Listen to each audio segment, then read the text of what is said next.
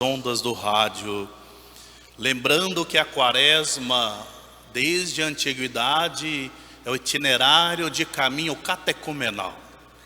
É o tempo de preparação para a festa da Páscoa, mas era o tempo precioso de preparação para o batismo daqueles que abraçavam a fé católica.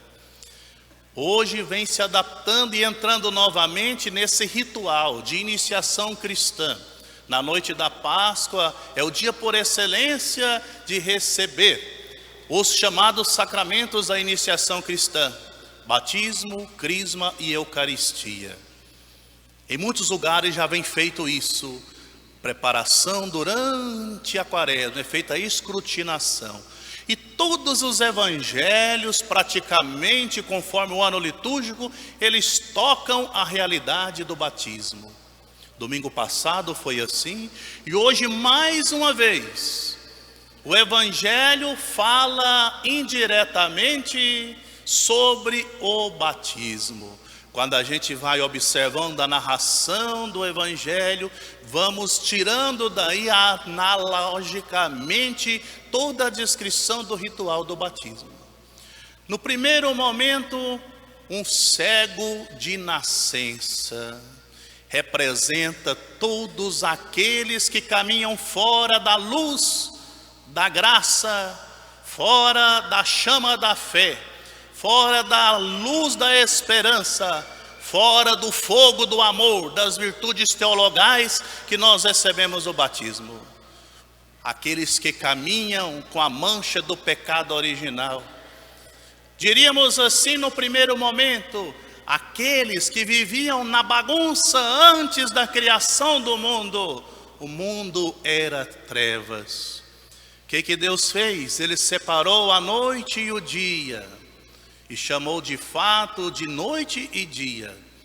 E começou aí de fato a criação, tá bom? Quando olhamos para o homem cego, nós contemplamos o mundo, ou a realidade do mundo, o caos do mundo antes da criação.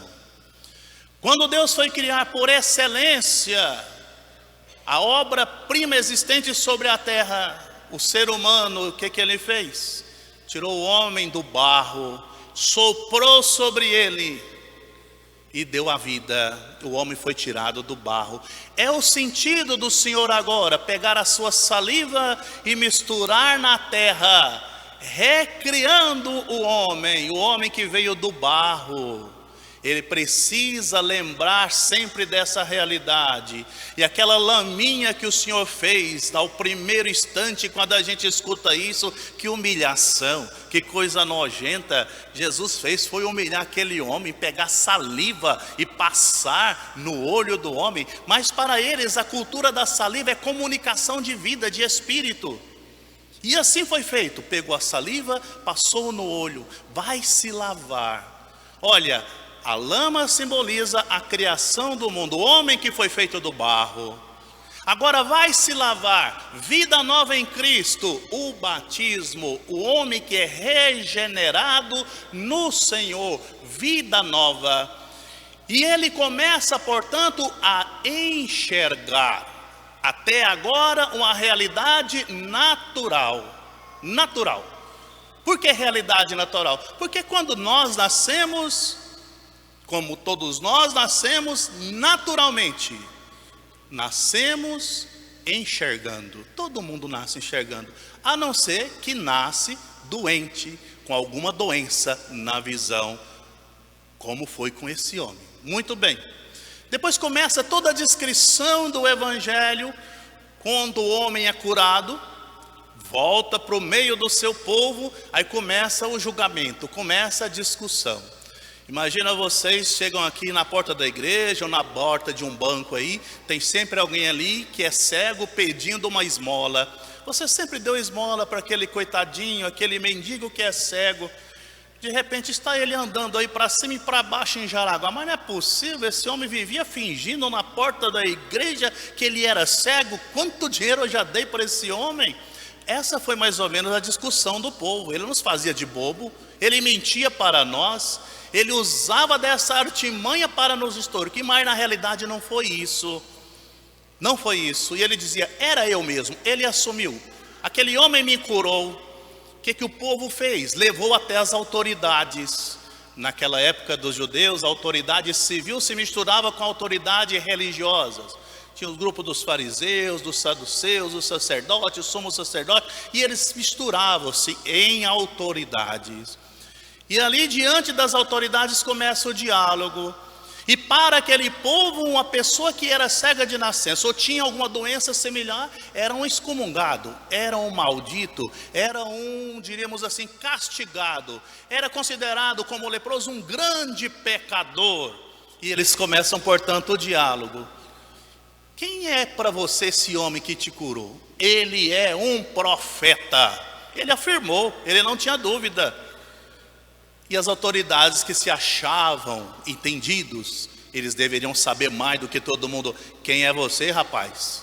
Outro dia era um mendigo aí na porta do banco pedindo esmola, cego. Agora vem ensinar o padre a rezar a missa.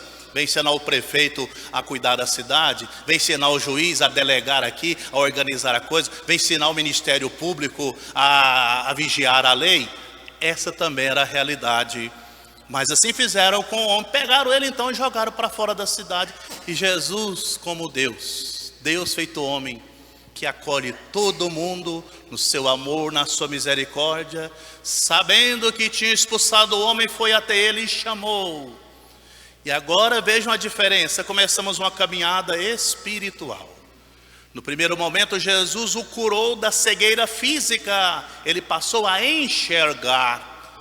E agora quando Jesus o chama e fala com ele, você acredita no Filho do Homem? Quando vocês escutarem a expressão Filho do Homem na Bíblia, significa Filho de Deus que assumiu a natureza humana. É como que se o Senhor perguntasse para ele, você acredita no Filho de Deus que se fez homem? Aí o homem diz, acredito sim, cadê ele? E Jesus fala, é esse que está falando com vocês, sou eu.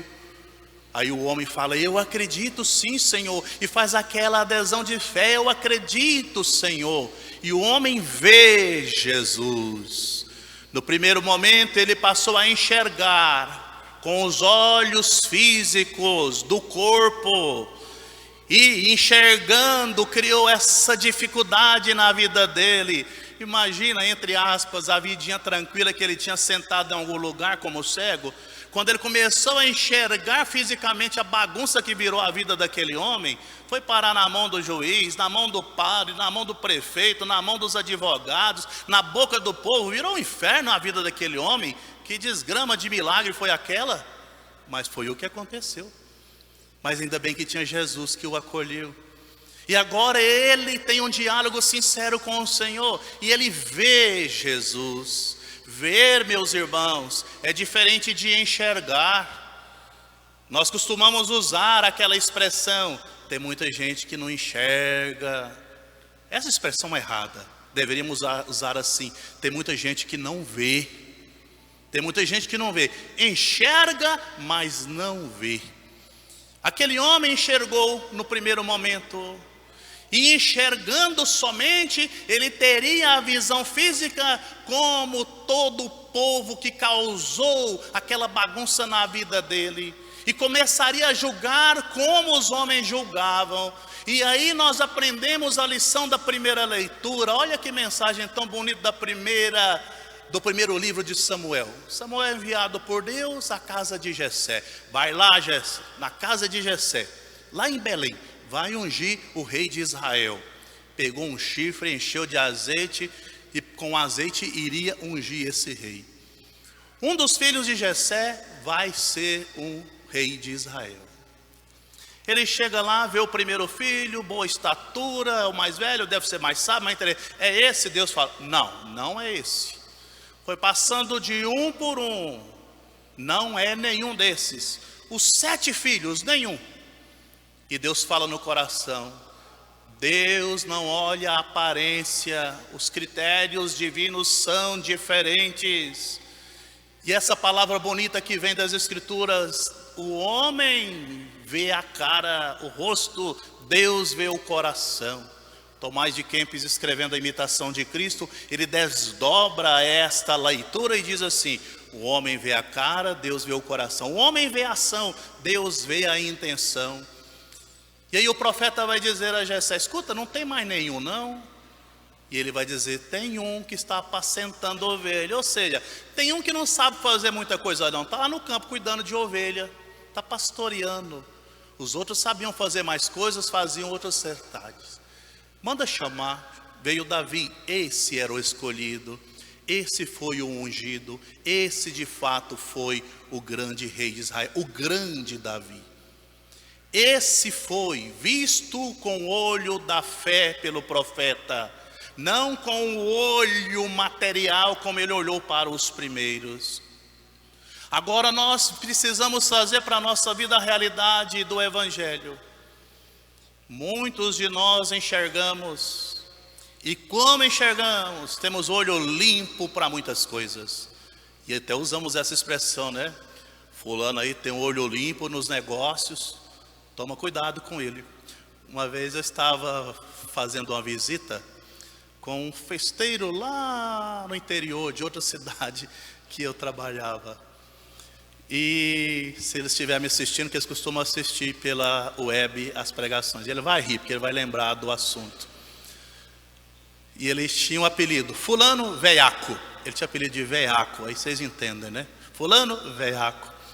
Aí nós chegamos na sogra dele e do sogro para pedir prenda. Aí o sogro dele falou: compadre fulano, tem uns bezerros aí para vender, o senhor não quer apanhar eles não?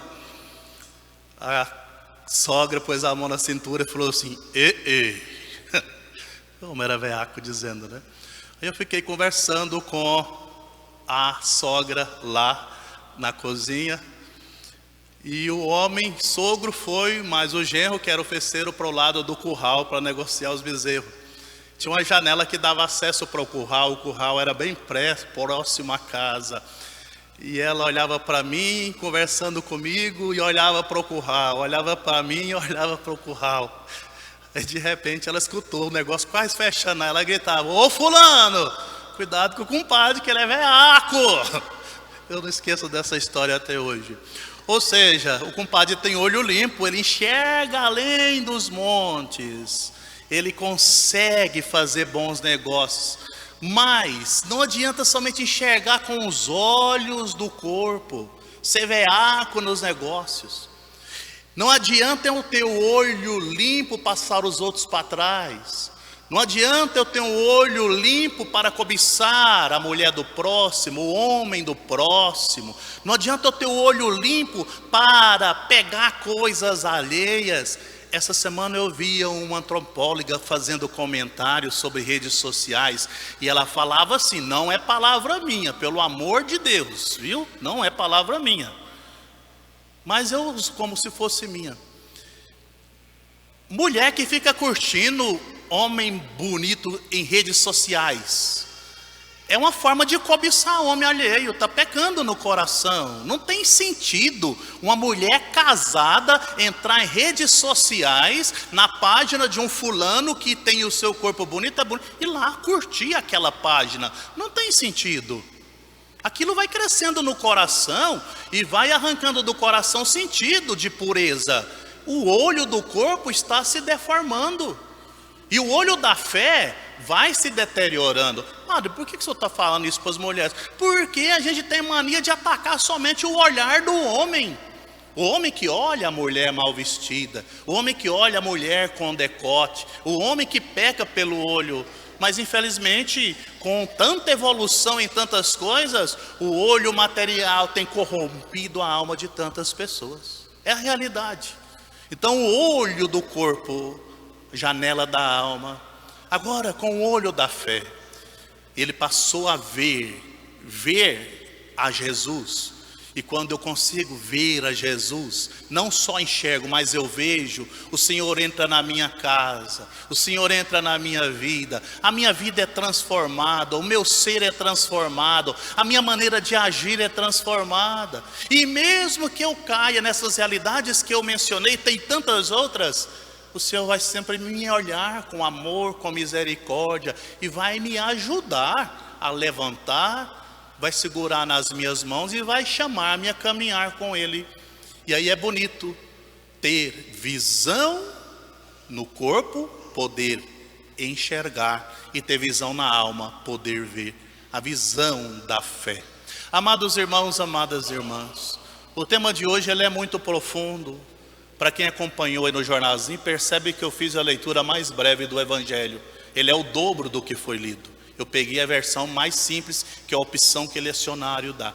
Mas se eu fosse desdobrar toda a mensagem, poderíamos falar aqui horas e horas sobre essa mensagem. Mas fica somente esse pensamento para nós hoje, a visão do corpo e a visão da alma.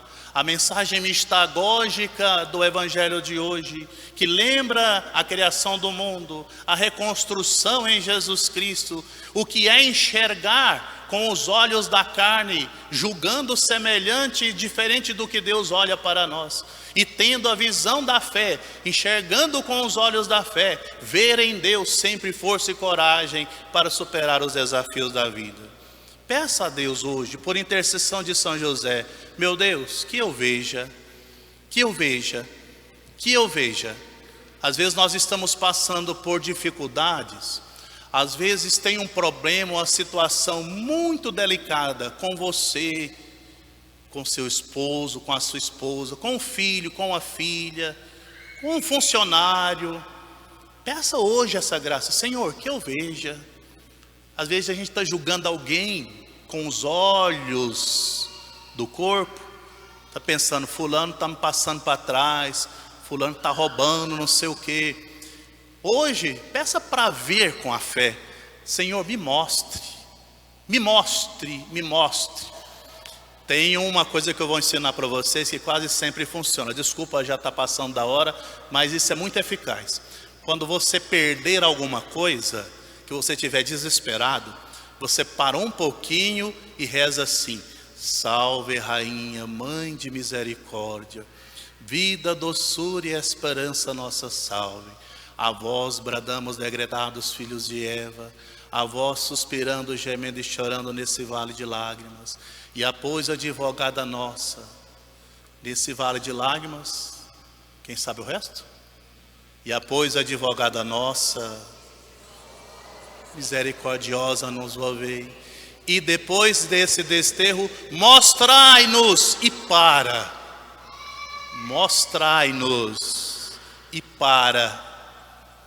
E vai procurar de novo, costuma encontrar. Aí você encontra Jesus e continua, viu? Faça o teste quando vocês perderam alguma coisa. Comigo até hoje nunca deu errado, é muito interessante. Nada de ficar dando 3 pulinhos para São Longuinho para encontrar as coisas, não. Ou o responsório de Santo Antônio, ou essa salve rainha. Mostrai-nos, que o Senhor nos mostre o que a gente precisa ver na família. Que o Senhor nos mostre o que nós precisamos ver na igreja. Que o Senhor nos mostre o que nós precisamos ver na sociedade, onde nós vivemos, onde nós convivemos. Enxergar, a gente enxerga até demais, coisa que a gente nem precisa enxergar. Mas ver, a gente às vezes não vê. Está no nariz e a gente não vê. Que Deus nos ajude a ver. Mostrai-nos, Senhor, com a luz do corpo e com a luz da alma.